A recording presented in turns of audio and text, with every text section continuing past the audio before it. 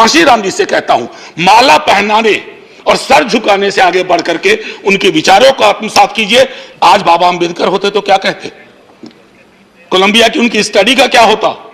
And sir, अब के जो द्रोणाचार्य है ना, वो हाथ ही काट लेते हैं, मस्तिष्क को हाईजैक कर लेते हैं। अंगुडिनर कुरित पेसो अनुमड़ी ठंड दड़के नानंदरी तुनाई थलाईवर अर्गले। मतलब यह है कि आज इस विषय पर मैं ट्राइबल डेवलपमेंट मिनिस्ट्री पर बोलने के लिए खड़ा हुआ हूं, इनकी अनुमति से। और मान्यवर बीएसी की मीटिंग में आप भी थे, चर्चा हुई थी कि थोड़ा लिबरल रहा जाएगा इन विषयों पर जब विमर्श होगा। आमतौर पे हम सदन में साल भर में ट्राइबल डेवलपमेंट पे चर्चा नहीं करते हैं, तो जाहिर तौर पर एक आध मिनट 2 मिनट ऊपर नीचे हो जाए तो मैं पहले ही माफ़ी मांग लेता हूँ। वाइस चेयरमैन सर, मैं अपनी सुझाव और अपनी आपत्तियां दर्ज कराने से पूर्व आज इस सदन में जयपाल सिंह मुंडा को याद करना चाहता हूं। सर, पीछे सेंट्रल हॉल है और जब कॉन्स्टिट्यूएंट असेंबली की बहस हुई थी तो जयपाल सिंह मुंडा साहब ने जिन विषयों को उकेरित किया था उसको सामने रखा था। आज भी हम उनसे मीलों दूर हैं। आप माननीय ट्रैवल डेवलपमेंट मिनिस्टर साहब, आप इत्तेफाक रखेंगे मुझसे, भले दल अलग अलग हों, क्योंकि दिल उस मामले में जुड़ा हुआ है। माननीय उपसभापति महोदय, मैं सबसे पहले एकलव्य मॉडल स्कूल पे आता हूं। एकलव्य मॉडल स्कूल, एकलव्य बोलते ही अंगूठा ध्यान में आता है कि द्रोणाचार्य ने अंगूठा मांग लिया था। सर, अब के जो द्रोणाचार्य है ना, वो हाथ ही काट लेते हैं, मस्तिष्क को हाईजैक कर लेते हैं। अगर मैं तो कहूंगा कि अगर इस नाम पर दोबारा विचार हो तो कुछ और सोचा जाए, क्योंकि एकलव्य मॉडल स्कूल के माध्यम से हमने बिना व्यवस्था के, बिना गुणवत्ता के यह तय कर लिया है कि आज के एकलव्य को, कम से कम वो दूर से देख करके तीर धनुष चलाना सीख गया था। आज के एकलव्य को आप ऐसी परिस्थिति में पहुंचा रहे हैं जहां बाजार में खड़ा होकर के उसके लेबर को, उसकी एक्सपर्टीज को, उसके स्किल का खरीदार कोई नहीं होगा। सर, तो हमारी कर्तव्य की तीसरी हो गई, बजटरी एलोकेशन हो गया। और मैं तो कहूं माननीय मिनिस्टर साहब, बिहार में 0 है, बिहार में सैंक्शन 1 0। मैं अलग अलग राज्यों का आपको आंकड़ा अगर दूं, जम्मू कश्मीर 6 सैंक्शन 0 ऑपरेशनल, इस तरह से कई राज्य हैं। मैं सिर्फ आपत्ति दर्ज इसलिए कर रहा हूं, जो मैंने कहा कि अगर आप हायर एजुकेशन में, मैं खुद एक विश्वविद्यालय से आता हूं सर, कितना मुश्किल होता है वंचित और बहुजन समाज के लोगों को ऊपर तक पहुंचना। हर मोड़ पे सर अवरोधक लगे हुए हैं और वो अवरोधक दिखते नहीं है। सर, सड़क पे तो दिखता है ना कि आपने वो ब्रेकर लगा दिया, स्पीड ब्रेकर।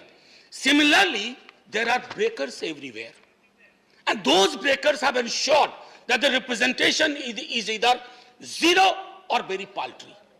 ये मैं अपने अनुभव से कहता हूं sir. Suitable, not found suitable, अभी हाल में हमने इस पर चर्चा किया एनएफएस। उसके अलावा, अच्छा खैर चलिए सर, बिंदुवार कुछ बातें करते हैं।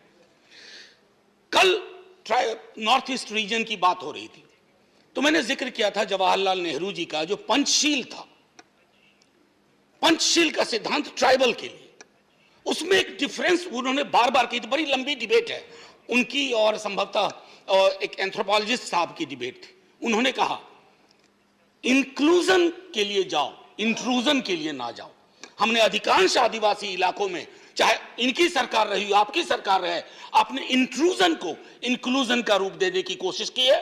और मैं बार बार कहूंगा अभी भी कि जब आप इन कुछ इलाकों में नक्सलवाद की समस्या देखते हैं, वो लॉ एंड ऑर्डर प्रॉब्लम नहीं है, that's also a problem of our social order. वो हमारे विकास, मैं अभी भी दोहराऊंगा कि you have to fight those extremist ideology by infusion of development with an agenda of inclusion, not intrusion.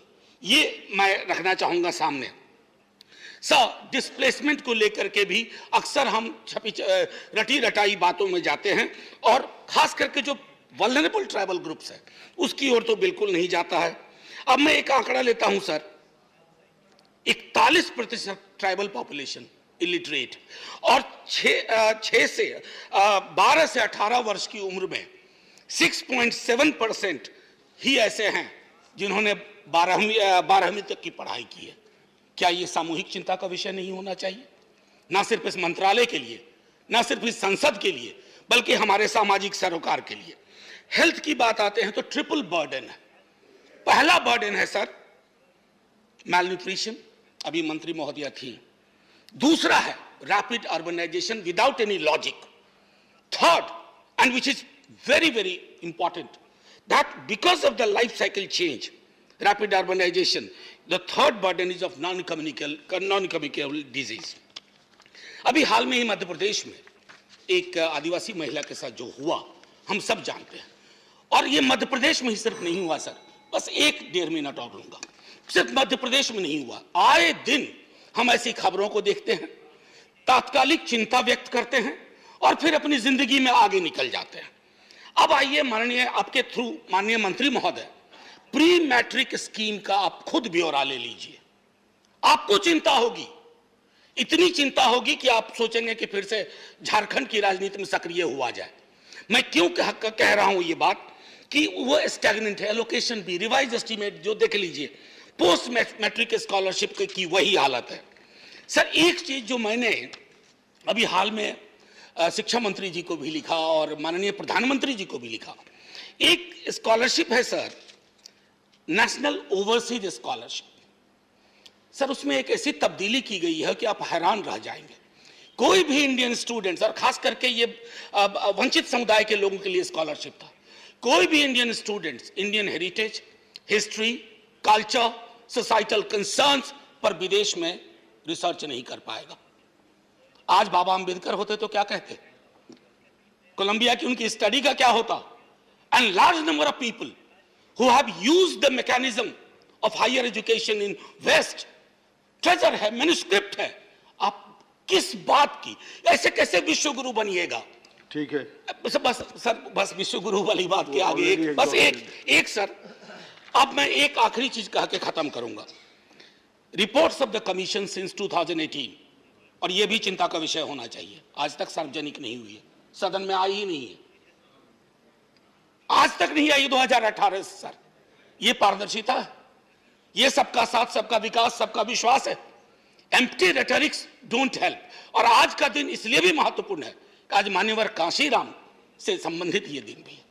तो मैंने जयपाल सिंह मुंडा से शुरुआत की, मान्यवर कांशीराम जी से कहता हूं, माला पहनाने और सर झुकाने से आगे बढ़ करके उनके विचारों को आत्मसात कीजिए। जोहार जोहार।